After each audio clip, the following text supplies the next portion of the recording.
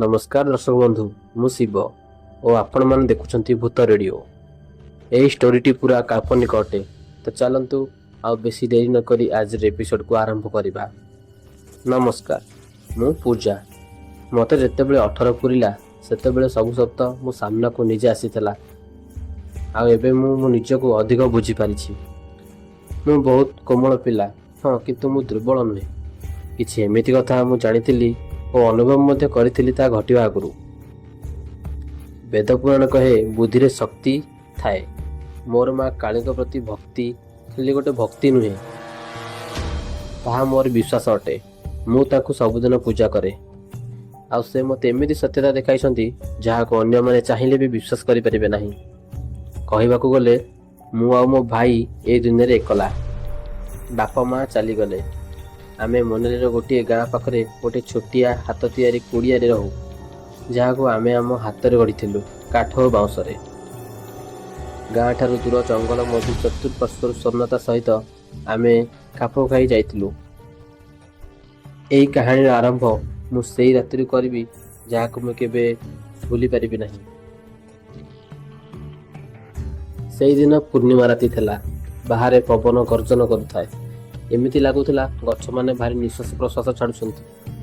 मु गहिरिया राति गभीर निदरे घोड़ी होई शोइथिली। सेतेबेले भेड़िया मानक कांदरे मो निद भांगीगला। यह अति निकटरू आसुला। लगुला जमीती गोटे मशा कान पाखरे भँ भँ होउछ। मु जानी सारी किछि गड़बड़ अछि। मु गोटे साल घोड़ी होई बाहर को जाए। पवन रे मो साल और मो केश खोली फरफर होई उड़ुथाए। सुखिला पत्र पवन रे भासुथांती। मु मशाल जलाए और घर ठारू चली चली अंधार भितर 2 पाद आगू चली जाए। तापरे मु ताकू देखे माटी रे पड़िछि। से मो भाई राका। बेक भंगा, चारिआडे रक्त, तार कपड़ा फड़ा जाइथला। शरीर सारा कटामटा दाग, गहिरिया दाग, लाल मांस देखा जाउथाए और रक्त सुखी जाइथला माटी रे। मो छाती रे स्पंदन गोटे सेकेंड पई अत्यधिक बढ़ीगला। एमिति लागिला मु एबे तळे पड़िଯିबि। तार अवस्था देखि लगुला आउ या भितर जीवन नथिबो, किंतु गोटे वैद्यर झील होइथिबारु मु विश्वास करि पारिली नहीं। मो आगरे मो भाई एमिति मरीजिवो। मु आगको पाद बढ़ाए तो देखे ता पाखरे 3-4टी जंगल विशाल चारि गोड़िया भेड़िया चुपचाप छिड़ा होई ताकू देखुछंती। हाँ, खाली सेमाने देखुथिले। मु आसीबा परे ताको कांद और ताको हाथ हठात रही जाइतला। यह अजीब कथा, किंतु एसबु पाई समय कहीं मते लागिला तारे अवस्था जंगली भेड़िया ही करथिबे। साहस जुटाई नियारा मसला द्वारा सेमानक मु सेटारे घौड़ाई देली। तापरे मु मोर सबु बल लगाई भाई को टाणी टाणी नहीं घर भीतर को नेली और कबाट झरका को भीतर बंद करदेली। ताको मु खटरे शुआई दिए और तार बाकी बचिथिबा फटा चिरा कपड़ा को फाड़ी देहरु अलगा कर दिए।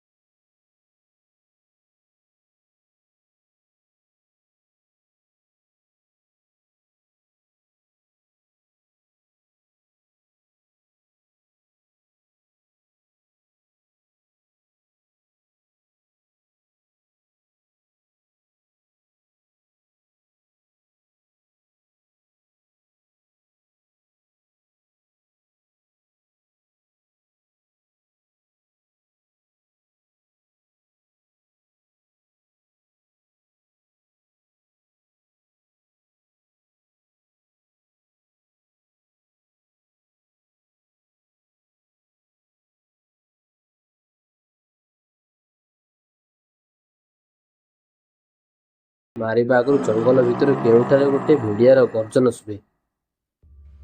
ଲମ୍ବା ହାଡ଼ ଆଉ ତାପରେ ଗୋଟେ ଧଳା ଲୋମର ବଡ଼ ଭେଡ଼ିଆ ବଣ ଭିତରୁ ବାହାରେ ଓ ତା ପଛେ ପଛେ ମୋ ଭାଇ ବି ସେଠାରୁ ବାହାରେ। ସେ ଶିକାରୀ ଭେଡ଼ିଆକୁ ଦେଖି ଦୁଇ ଜଣଙ୍କର ଗୋଡ଼ ଥରିବାକୁ ଲାଗେ ଓ ସେମାନେ ଓଲଟା ପାଦରେ ଯେଉଁ ରାସ୍ତା ଦେଇ ଆସିଥିଲେ ସେହି ରାସ୍ତା ଦେଇ ସେମାନେ ଚାଲିଯାଆନ୍ତି। ସେ ବିଶାଳ ନର ଭେଡ଼ିଆକୁ ଦେଖି ଅତି ପାଖରୁ ଦେଖି ମୋ ଗୋଡ଼ ହାତ ବି ଥଣ୍ଡା ପଡ଼ିଗଲା। ମୋ ନିଶ୍ୱାସ ଭାରି ହେବାକୁ ଲାଗିଲା।